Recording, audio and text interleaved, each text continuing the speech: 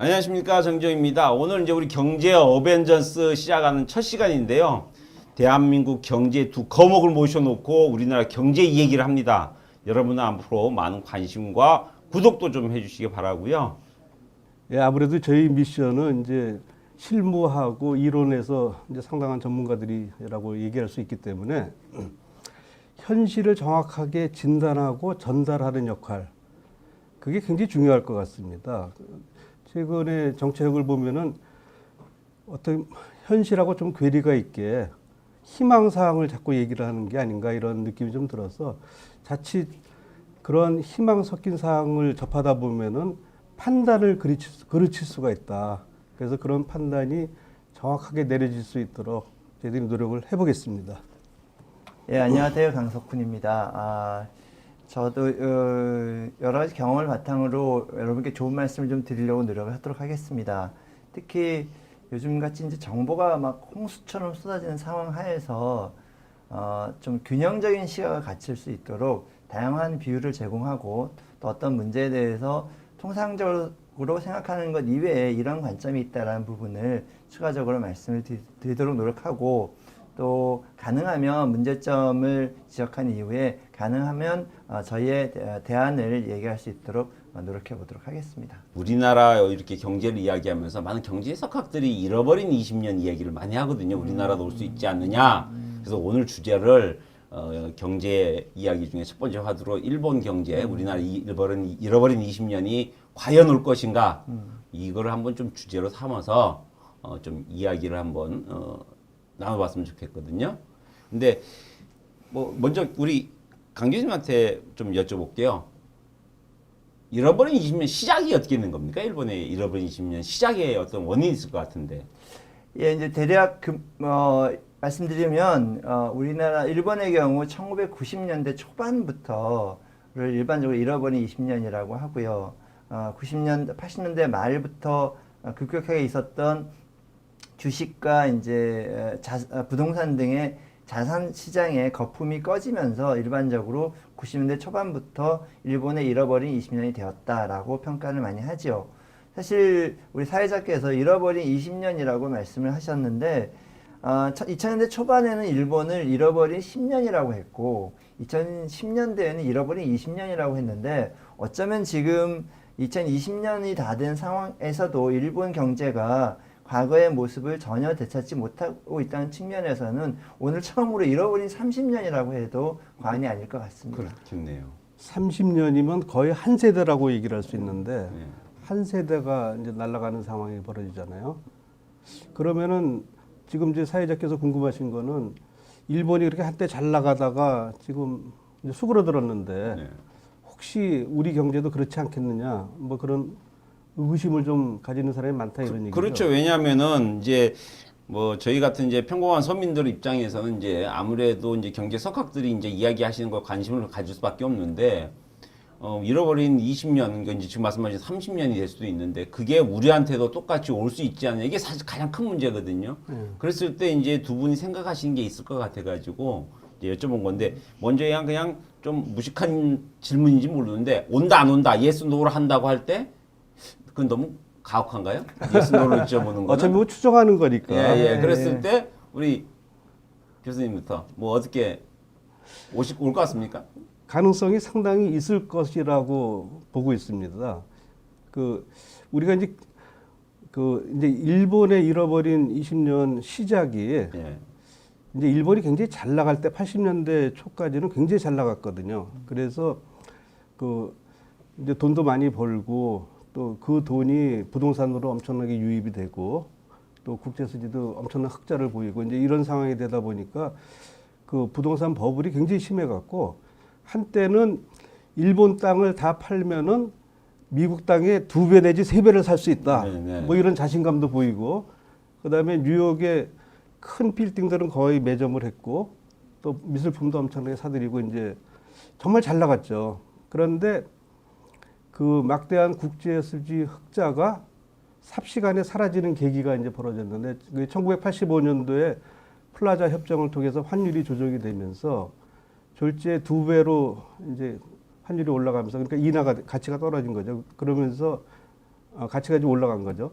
그러면서 일본 경제에 급격한 위축 현상이 들어왔고 그 부분이 이제 처음에는 한 10년 갈 줄 알았는데 이제 20년까지 가는 그런 상황이 됐다고 볼 수 있는데 우리도 지금 부동산 버블이 상당히 좀 심해지고 있는 상황에서 그리고 국제 수지 흑자가 이제 이번에도 점점 나타났지만 그동안 경제가 하락하면서 이제 점차 적자로 갈 우려도 이제 나오고 있고 그래서 점점 그런 가능성이 보이지 않겠느냐 하는 생각이 듭니다. 그러니까 일단은 올 확률이 많다의 한 표시네요. 그렇죠. 그럼 교수님, 강 교수님은요? 저는 뭐 지금처럼 계속하면 온다 이렇게 생각하고 있습니다. 예, 그러니까 일본이 그 90년대 초반에 이제 자산 말씀하셨듯이 자산 가격이 깨지면서 일본 경제가 이제 어려운 상황에 봉착했는데 사실은 그거는 이제 자산 가격의 위기였음과 동시에 일본 경제 어떤 구조적인 변화가 오고 있었는데 일본이 그걸 캐치를 못했다고 저는 생각하거든요. 구조적인 변화라고 하면 전 세계적으로 이제 제조업에서 서비스업이나 이런 쪽으로 글로벌 트렌드가 이렇게 변화하고 있는 상황인데 일본이 전통적인 자기네 경쟁력만 믿고 그 경제를 구조조정하려는 노력을 게을리했다는 측면이 하나의 큰 요인인 것으로 저는 생각하고요. 두 번째 마찬가지로 그러한 경제의 어떤 구조적인 경쟁력을 제고시키는 높이는 그런 정책을 하지 않고 일본이 전 세계 최초로 제로금리라는 걸 도입하고 또 정부가 뭐 무한정 거의 돈을 쓰는 형태로 돈을 풀어서 경제를 부양하려고 하다가 결국은 모든 게 다 실패하고 정부 빚만 지금 전 세계에서 가장 높은 수준으로 올라간 상황입니다. 근데 지금 만약 우리나라 경제도 만약에 지금처럼 돈을 계속 풀고 그러니까 금리는 내리고 돈을 계속 풀기만 정부가 계속 풀기만 하는 방식으로 현재의 상황에 대처한다면 우리도 일본의 위기에 갈 가능성이 크다라고 저는 생각을 합니다. 이제 일본이 OECD 중에서 이제 뭐 채무 전 세계 1위잖아요. 이제 OECD 1위면 전 세계 1위인데, 근데 이제 상대적으로 어떤 분들인지 말씀하시는 분들은 우리나라 채무 비율이 굉장히 우량하기 때문에 조금 더 푼다고 해서 큰 문제 안 생긴다 이렇게도 이야기를 하시는 분들도 있단 말이에요. 뭐 아까도 말씀드렸지만 희망사항이라고 얘기를 할 수 있겠죠. 우리가 그 국가 부채 비율을 GDP의 40%로 잡아놓은 것은 다 이유가 있는 것이거든요. 이제 요 수준을 넘어갔을 때 앞으로 우리가 그 복지, 그다음에 고령화 이 현상에 대비한 자금을 사실 축적을 해놔야 되는데 그 경계선이 무너질 수가 있겠다. 그러니까 미래에 대비한 투자 여력이 상실될 것 같다. 이 부분이 제일 이제 근심스러운 거고, 그리고 GDP 대비 40%라는 게 사실은 우리가 이제 부채를 잡는 기준이 조금 달라갖고 우리가 이제 다른 나라에 비해서 공공기관 비중이 굉장히 높은데도 공공기관이 부채를 지면 결국 이제 국가가 상환을 해야 되는데 그 공공기관 부채를 다 반영을 안 한 상태가 있어요. 그래서 일부 학자들은 우리가 GDP 대비 국가 부채 비율이 40%라고 하더라도 실제로 한 60%에 해당되지 않느냐. 그러면 상당히 위험하지 않느냐. 이런 얘기들을 많이 하고 있거든요. 그래서 지금처럼 이제 최근에 우리 코로나 긴급 지원 때문에 돈 쓰기 이제 경쟁이 붙은 것 같아요. 근데 일본이 딱 그런 현상을 보였지 않습니까?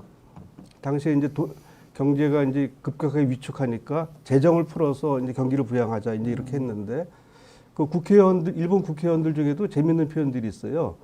뭐 건설족이 있고 그다음에 뭐 통신족이 있고 그 족이라고 쓴 거는 이제 하나의 패밀리를 얘기를 할 텐데 그러니까 건설 투자를 위해서 열심히 노력하는 국회의원들 그 일당을 건설족이라고 표현하고 이제 그렇게 표현을 하고 있거든요. 그럼 이 사람들이 돈을 갖다 쏟아붓는 것이 경기를 살리는 일이다. 이렇게 생각을 했지만 실제로는 아까 말씀하신 것처럼 산업 구조조정이 안 된 상태에서 재정을 쏟아붓다 보니까 그 소위 비 오는 날 세차하기 뭐 이런 현상이 벌어졌다고 얘기할 수 있는 거죠. 그럼 거기에 대해서 또 우리 강 교수님 또 의견이 있으실 것 같은데. 아니 아주 간단하게 말씀드려서 빚이 많은 게 좋은가요? 적은 게 좋은가요? 그렇죠. 없는 게 좋죠. 그러니까 적은 게 좋은 것이고 특히 이제 빚이라는 거는 이제 기업의 빚은 조금 다릅니다. 기업의 빚은 기업이 돈을 빌려서 그거보다 더 높은 투자 수익률을 얻으면 그런 빚은 좀 괜찮은 빚이라고도 할 수가 있거든요. 근데 이제 가게나 정부가 하는 거는 이제 기본적으로 그런 종류의 빚이 아니고 그거는 적을수록 좋은 빚인 것인 거죠. 그래서 우리나라 빚이 외국에 비해서 적으면 그게 좋은 건데 그거 왜 자꾸 우리 외국에 비해서 빚이 적으니까 더 많이 늘리자라고 하는 것은 일단 기본 스탠스가 그렇죠. 이해가 안 되는 네. 것이죠. 빚이 많아서 좋을 리는 전혀 없는 것이고요. 그 이외에도 우리나라가 지금 빚이 적다라고 이야기를 하는데 제가 좀 흥분을 하는데요. 적다 흥분하는데 지금 우리나라보다 빚이 많은 선진국이 우리나라와 같은 고령화 수준, 우리나라 지금 한 17% 정도 될 텐데 네. 이 고령화 수준에 있을 때는 우리보다 더 낮았어요. 네. 정부 부채 비율이. 네. 예, 지금 그러니까 우리는 그때에 비해 지금이 빚이 많은 그들에 비해서 지금은 우리가 상당히 높은 편이에요. 그러니까 단순 현재를 비교할 수 없다는 거죠. 고령화 사회가 훨씬 진전된 선진국과 고령화 사회에 진입 초기인 우리나라를 이렇게 1대1로 비교할 수는 없다라는 것이고요. 두 번째, 굉장히 많은 사람들이 걱정하는 거는 그 수준 자체도 문제지만 이 빚이 올라가는 속도가 우리나라는 뭐든지 전 세계에서 제일 빠른 걸 좋아하는데 가장 빠르다는 겁니다. 그것도 빨리빨리해요? 예, 빨리빨리에다가 역대 정부에서 각 정부가 지금 이제 민주화 이후 각 정부마다 5년 정도씩을 놓고 보면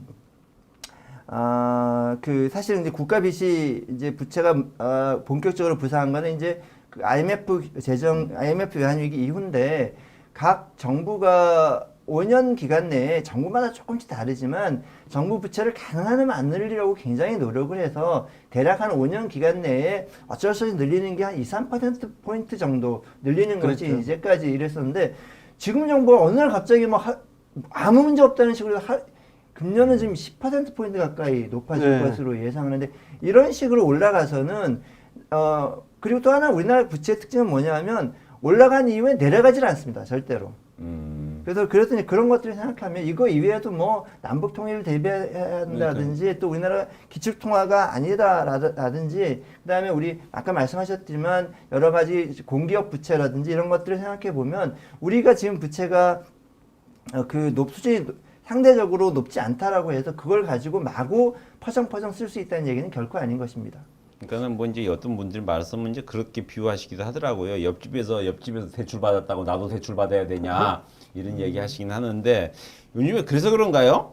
뭐 이런 얘기들이 이제 루머들이 돌더라고요. 지금 말씀 계속 이제 고령화의 문제를 대비해서라도 이런 것들은 이제 지금 이제 통일비용까지 이제 말씀하셨는데 이런 걸 위해서라도 좀 아껴놔야 된다 이제 이런 의도신 것 같은데.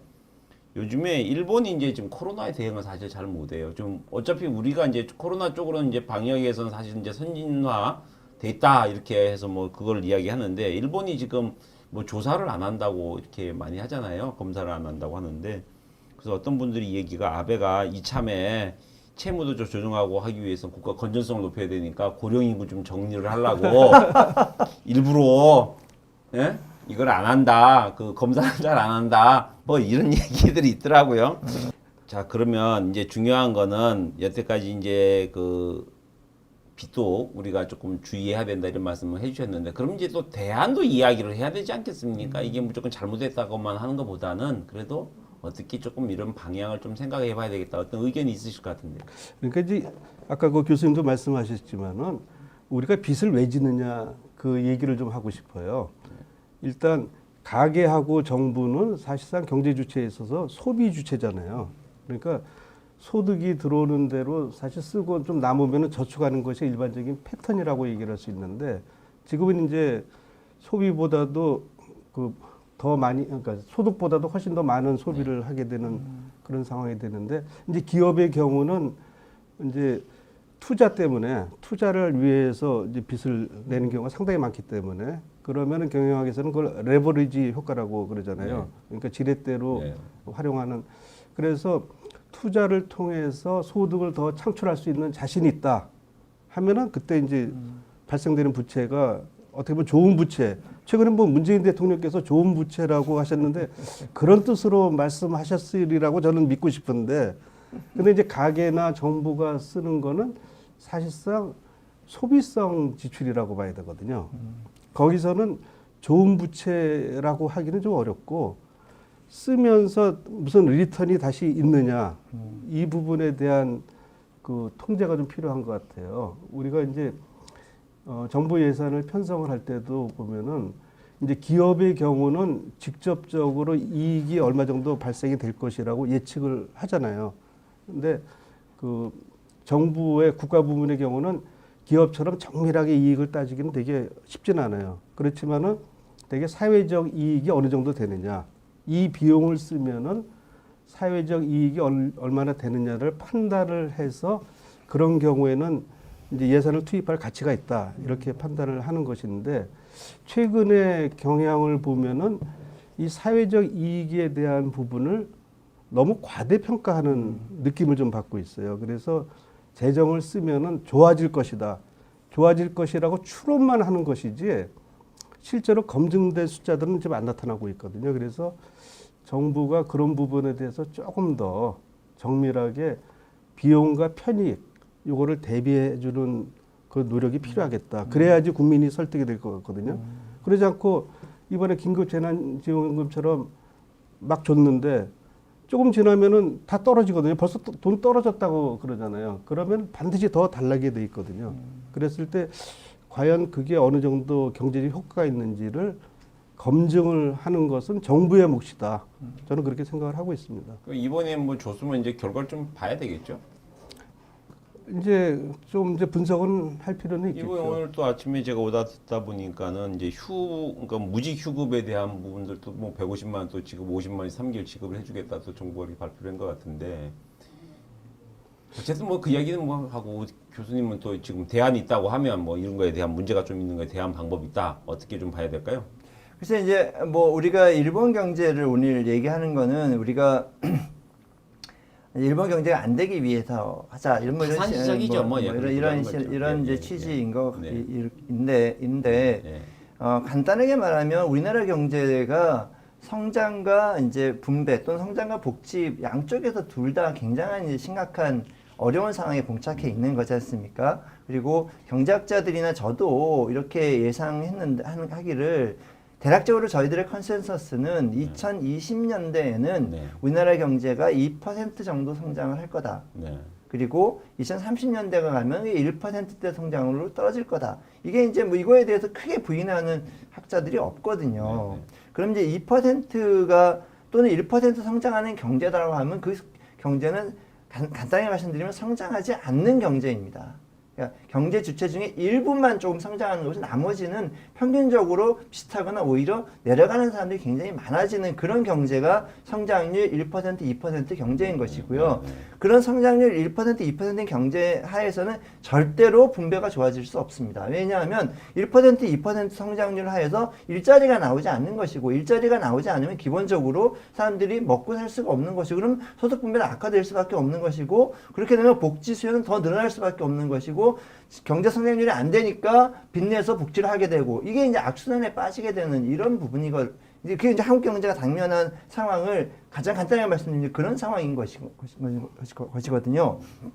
그럼 이제 이거에는 해법은 뭘 거냐라고 생각하면 먼저 생각해보면 큰 틀의 해법은 성장을 다시 높여야 됩니다. 성장률을 높이지 않고 이 문제를 해결할 수는 없습니다. 그럼 성장률을 높이려면 어떻게 해야 되느냐? 그럼 많은 것들의 가장 기본이 정부가 잘하면 경제가 잘 성장한다. 이딴 거 버려야 합니다.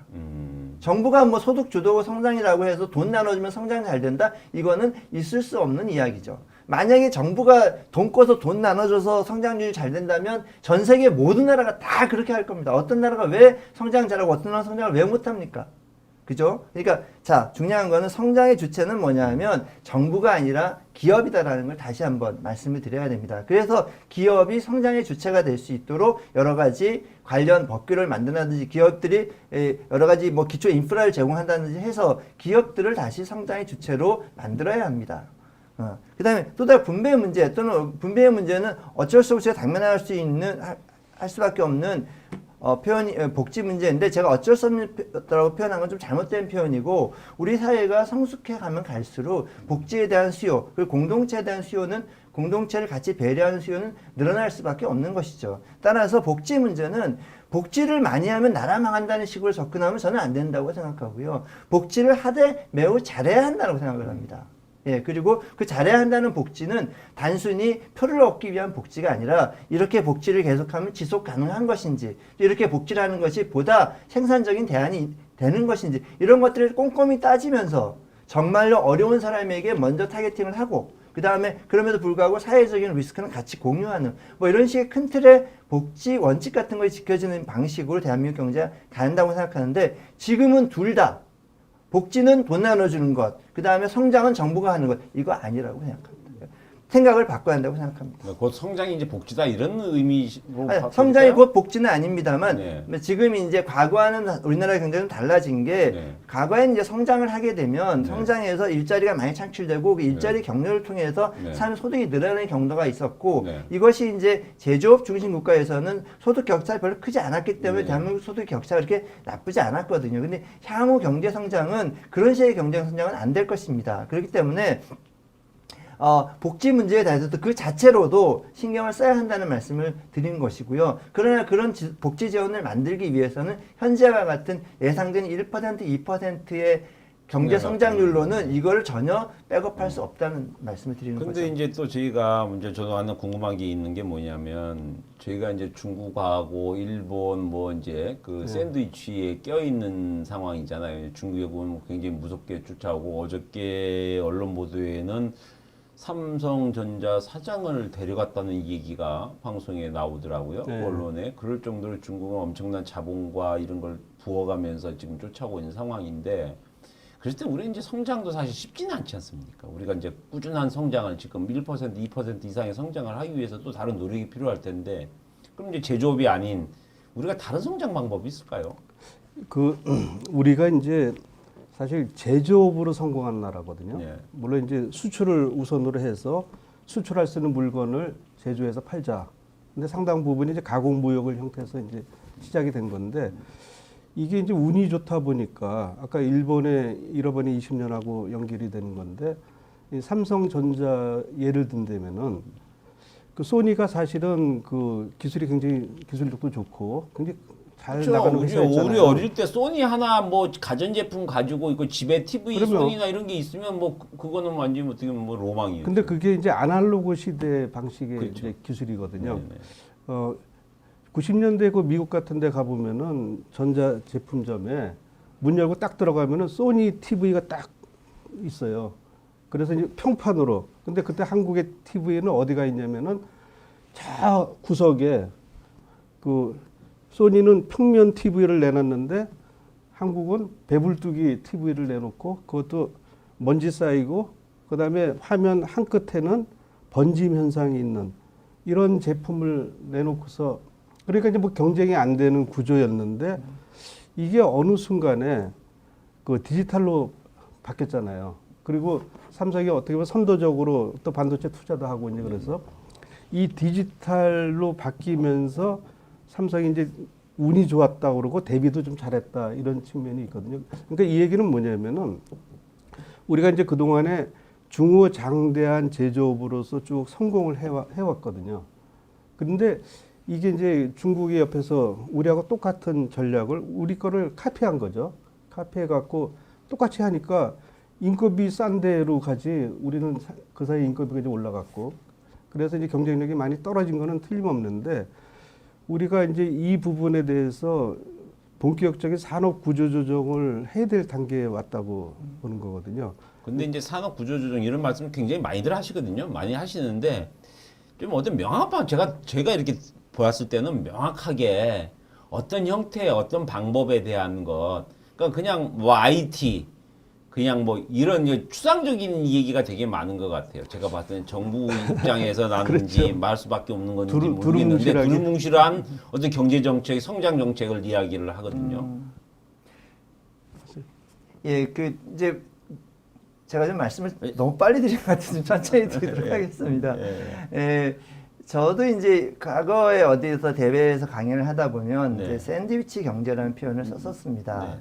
근데 그때의 샌드위치는 사실은 이제 이런 식의 샌드위치였는데, 네. 그러니까 위에 빵이 있고 밑에 빵이 있고 중간에 이렇게 이제 우리가 끼어 있다라는 네, 네, 의미에서 네, 네. 여기서 위에 빵은 미국, 일본 등의 선진국이고 네. 밑에 빵은 이제 중국, 뭐 이런 개발도상국 네, 네. 그 사이에 있었다는 의미인데 지금은 샌드위치 경제라기보다는 그때도 이제 그런 표현을 썼습니다만 이제 너츠 크래커라고 해서 네. 이렇게 호두 같은 걸 이렇게 까는 이렇게 끼워 넣어서 네, 네, 까는 네, 게 네, 너츠 네, 크래커라고 네, 네, 합니다. 네, 네. 근데 저는 지금은 이제 그런 샌드위치 경제보다는 네츠 크래커 경제가 됐다라고 심화됐다고 생각을 하는데요. 네. 첫 번째는 과거에 이 빵 누르는 거는 빵이 눌러도 좀 아프긴 아프지만 별로 그렇게 아프진 않습니다. 그래서 너츠 크래커는 양쪽에 누르면 완전히 그냥 좀 깨지는 그런 상황인 것이고요. 과거에는 이제 미국이 예를 들면 위에 있고 이제 중국이 밑에 있었지만 네, 네. 지금 사실은 상당한 분야에서 중국과 미국이 같이 우리나라를 눌러대는 거거든요.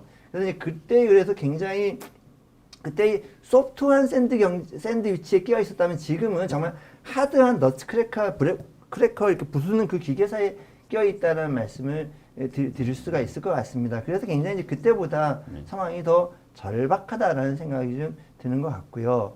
그 다음에 이제 결국 이 성장론에 대해서는 여러 가지 그 얘기가 다 나올 수 있습니다만 누군가 특출한 생각이라고 하기는 어려울 것 같고 지금 이제 이 정부가 그러니까 문재인 정부에서 지금 시도가 있는 것을 이제 크게 소득주도 성장하더니 말씀하시더니 이제 소득주도 성장은 이제 좀 뭐 수는 이제 못 키우는 것으로 이렇게 판명이 난 평등 경제라고 이제 이름을 더 이상한 경제가 된 것 같습니다. 예, 그러니까 예, 예. 평등 경제가 도대체 어떤 경제인지 아무도 모르겠습니다만 이제 결국 그 성장률에 보면 이제 그린 뉴딜이라는 표현을 쓰고요. 네. 그 다음에 이제 디지털 뉴딜이다 이런 네, 표현을 네, 씁니다. 네, 네, 네. 예.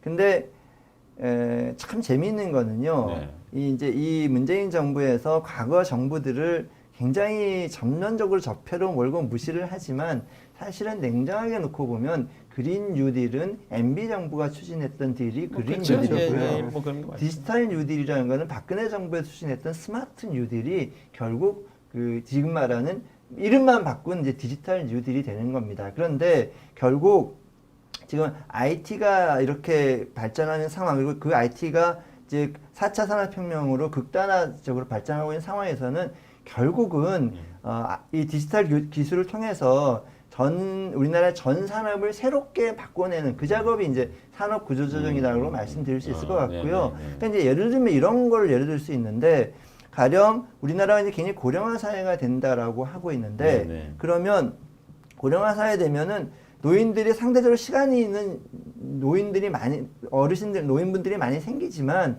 실질적으로 이분들이 해외에 가거나 이렇게 걸어 다니기 굉장히 어려워요. 그렇다면은 여기 실내에 앉아서 전 세계 에베레스트 산부터 시작해갖고 남극에서부터 시작해갖고 뭐 루브르 박물관까지 그걸 다 체험하는 방식의 여행 상품을 만든다.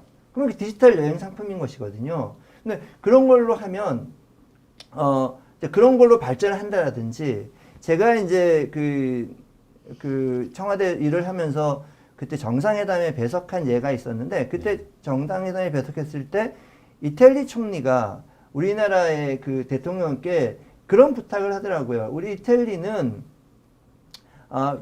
조선의 유물이 굉장히 많은데 우리는 뭐 구태여 정시를 잘 못한다. 그런데 한국에서 발달한 IT와 디스플레이 기술을 통해서 이태리의 이 박물관 전체를 업그레이드 해줬으면 좋겠다. 그런 취지를 우리 대통령 직접 말씀을 하시더라고요. 그러면 이제 디스플레이에 있어서의 또 뉴딜이 나올 수 있는 것이고, 그다음에 저는 최근에 보니까 우리나라의 BTS 이런 코리안 그 K-팝 그룹들이 디지털로 전 세계에 그 가상 공연을 해서 오늘 했어요. 75만 명이 유료로 해서 전 세계 75만 명이 봤습니다. 예, 그런 거지 않습니까? 그죠? 이제 그런 부분이 한다든지, 그 다음에 뭐 할 거 무지하게 많습니다. 농업 부분? 분명히 디지털라이즈가 4차 산업혁명의 농업 부분이 가장 핵심이 될 수가 그렇죠, 있고요. 핵심이죠. 뭐 여러 가지 많이 있습니다. 그러니까 이렇게 말씀드려서 이렇게 새롭게 우리 사회를 이렇게 바꿔나가는 과정이 지금 필요하지 않을까 이렇게 생각합니다. 그러니까 이제 교수님 말씀은 이제 우리나라 그 수출을 주도하는 게 앞으로는 4차 산업으로 수출을 주도하는 방식으로 성장을 좀 해야 된다. 이 말씀이 네, 그런 정리하면 수도 있는 되겠죠? 거죠. 그 이제 조금 더 약간은 부연 설명 네, 차원에서 시간이 얼마 아, 없으니까 잠깐 말씀드릴게요. 간단히 정리 좀. 그러니까 이제 기본적으로 이제 산업 창출이라는 데 있다. 네.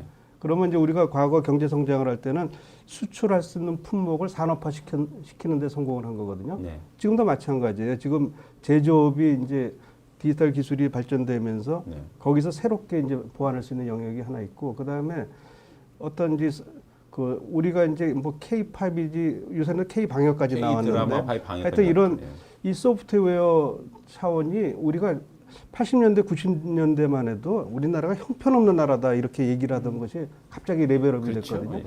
근데 여기서 새로운 산업의 창출 가능성이 굉장히 높아지기 때문에 지금 기존의 산업은 디지털로 해서 경쟁력을 확보하고 그다음에 새로운 산업에 새로운 인재를 배치하는 영역이 굉장히 필요하다. 그러려면은 이제 새로운 인재를 어떻게 트레이닝 시키느냐, 이것이 이제 우리 경제 핵심 과제가 될 것 같다 이런 생각이 듭니다. 뭐 이제 그런 거는 그런 지금 인재 키우는 거에서는 모든 정부가 뭐 문재인 정부도 저는 뭐 안 하는 건 아니라고 저는 생각합니다. 어쨌든 간에 방법에 문제가 있을지는 모르겠지만 어떻게 보면 지금 우리 앉아 계시는 것도 4차 산업에 어떤 영향을 받기 시작하는 거거든요. 옛날에는 그렇죠. 공중파 아니면은 방송이라고 하는 걸 할 수가 없었던 상황이었는데요. 그렇죠. 예. 뭐 시간이 좀 길어지고 있는 상황인데 뭐 요즘에 보면 이제 구조적 말씀들 많이 하시고 사회 구조적이 이루어져야 되는데 이제 또 우리 일반인들은 구조적으로 우리 잘리는 거 아니야 이런 생각들을 많이 하세요. 구조적 소리하면 사람 자르는 것부터 생각을 하시니까 이제 그런 의도는 아니었던 것 같고요. 저기 뭐 지금 방송 시간이 사실 두 분은 뭐 아마 제가 생각하기에 하루 종일 이렇게 말씀을 드려도 아마 막히지는 않으실 분들 같아요. 그래서 그걸 모두 뭐 하루 종일 하실 수도 없고 해서요. 오늘은 좀 첫 시간이지만 짤막하게 이 정도에서 그냥 인사드린다는 차원 정도에서 네네. 하고요. 저희 방송 한 2주에 한 번 정도 이렇게 월요일마다 조금 이렇게 진행을 할 거거든요. 그래서 아무리 바쁘시더라도 조금 그날 오전 약속들은 좀 안 잡아주시면 감사할 것 같다는 생각이 듭니다. 그래서 제가 또 이제 여러분께서 보시고 이건 진짜 두 분한테 의견 물어봐야 되겠다. 이런 건 전문가들이 어떻게 생각하느냐. 이럴 때 여러분께서 올려주시면 제가 또 대신해서 여쭤보기로 하고요. 이번에 또 주제를 안 드렸는데도 되게 뭐 원체 뭐 대한민국의 뭐 거장이시니까는 그러시겠지만 그래서 이번 다음 시간에 제가 한번 또 주제를 좀 미리 한번 드려볼까 싶어요. 요즘에 이제 중국하고 미국의 경제 싸움이 이제 본격화가 됐는데 네. 그 사이에서의 우리나라 어떻게 해야 될 것이냐? 샌드위치냐, 아까 말한 너크레이크냐. 샌드위치냐, 될 것이냐? 요거를 다음 주에 한번 요 얘기를 한번 해봤으면 어떨까 생각이 네, 드는데. 알겠습니다. 네. 오늘 이제 미리 말씀해 주시니까 엄청 부담이 되는데 공부를 엄청 더 해야 되는데 그래서 하여튼 오늘 여기까지만 하도록 하고요. 오늘 바쁜 시간에도 이렇게 아침에 시간 내주셔서 감사합니다. 다음 시간에 또 한번 뵙겠습니다, 교수님. 예, 네, 고맙습니다. 감사합니다. 고맙습니다.